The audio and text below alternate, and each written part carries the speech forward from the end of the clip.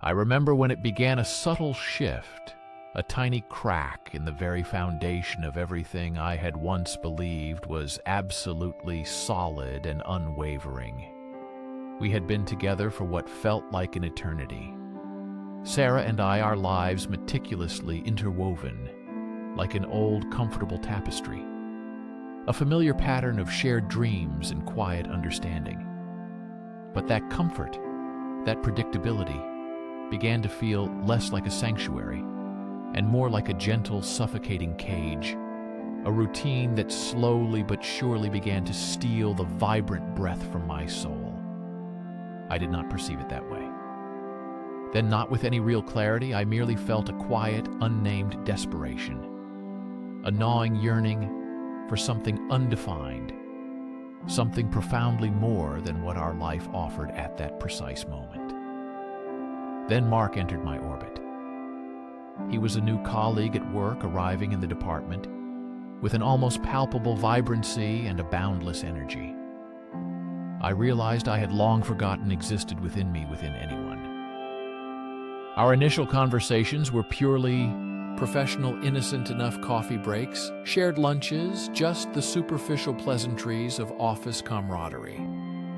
But his eyes, they held a certain captivating warmth, a genuine curiosity, a deep attentiveness that made me feel utterly seen in a way Sarah had perhaps stopped seeing me, or perhaps I had myself stopped allowing her to penetrate my inner world and truly see the person I was becoming. The lines between professional and personal, between friendship and something far more complex, began to blur so slowly, so imperceptibly. At first, it was a lingering touch on my arm, a shared laugh that lasted a moment too long, a confiding of personal details that felt a little too intimate for just colleagues.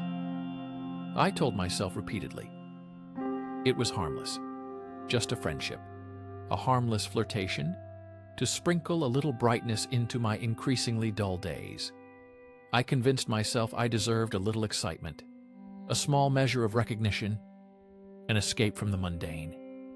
These were the carefully crafted lies I started spinning for myself long before I ever uttered a single dishonest word to Sarah herself. The guilt was at first merely a faint whisper. Then it grew into a persistent murmur. Then it escalated into a deafening roar, a cacophony of self-condemnation that I constantly tried to silence, to push deep down into the recesses of my mind. I would return home to Sarah, our shared apartment, our established rituals, our quiet evenings together, and a crushing wave of shame would wash over me, a chilling tide of regret. She would ask about my day, and I would offer truncated versions, edited realities, carefully curated narratives designed meticulously to protect my rapidly growing secret. Each omission, each carefully chosen half-truth was another brick in a towering wall of deception. I was constructing between us, brick by painful brick. Mark offered me a different kind of connection, an intoxicating thrill, a seductive escape. He made me feel young, vibrant, desired, like a person reborn. He listened with an intensity that truly captivated me to my every frustration, my every unspoken dream, my every unfulfilled desire.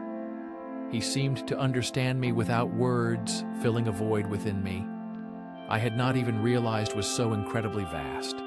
I knew beyond a shadow of a doubt it was profoundly, deeply wrong. I knew I was betraying everything I held dear, everything Sarah and I had so painstakingly built together. But the allure, the intoxicating forbidden fruit of this new connection was simply too strong, too irresistible. I felt hopelessly trapped between two starkly contrasting worlds, two vastly different versions of myself.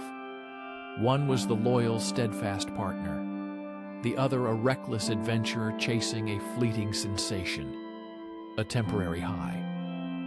The affair inevitably escalated. Secret meetings, clandestine phone calls, hurried, whispered texts, stolen moments in time that felt simultaneously exhilarating and utterly terrifying.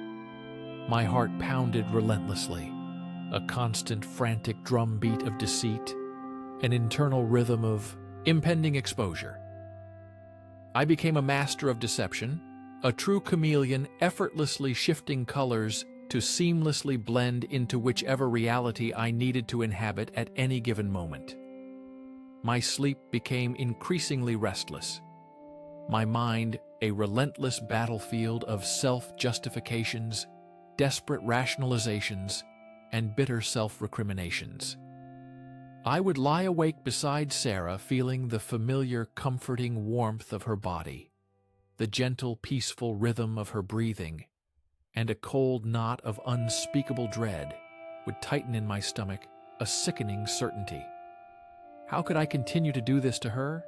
To us, to everything we cherished, everything we were? I repeatedly told myself it would stop soon. I would absolutely end it. I would choose Sarah, our life, our future, our shared history. But the very next day, Mark would look at me with that knowing smile, that shared secret, that intimate understanding, and I would crumble again, my resolve dissolving into nothingness. I was hopelessly addicted to the validation, to the overwhelming feeling of being wanted so fiercely, so desperately desired outside the confines of my comfortable, predictable, albeit stifling life. It was undeniably selfish. Profoundly so, I traded the promise of long-term trust and deep, enduring love for the transient, fleeting gratification of the present moment. I sacrificed genuine, authentic connection for a fleeting, dangerous passion. The day it all irrevocably unraveled is etched into my memory with an agonizing, painful clarity. It was not a dramatic confrontation, no sudden shocking discovery. It was slower, more agonizing, more insidious. Sarah, with her quiet perceptiveness, began to notice the insidious changes, the subtle shifts in my behavior. My increasingly distant gaze, my quick, unpredictable temper, my unexplained absences. Her intuition was sharp, her heart slowly breaking. She did not accuse me outright at first, she just watched, she waited, she hurt. Her silence became infinitely louder than any scream, any shouted argument. Her pain was palpable, a heavy, suffocating cloak that settled over our once happy home, poisoning the very air we breathed. One evening she simply asked me, her voice barely a whisper, full of a profound sadness, "Who are you anymore?" It was not a question about my name or my identity or my job. It was a searing question about my very soul, my character, my essence. And in that precise moment, the dam within me finally broke. The torrent of overwhelming guilt and shame I had meticulously suppressed for so long burst forth, a relentless flood of self-loathing. I confessed everything, a devastating cascade of ugly truths that poured out of me like pure, unadulterated poison. Each word I uttered was a sharp dagger, piercing her heart, piercing what little remained of ours.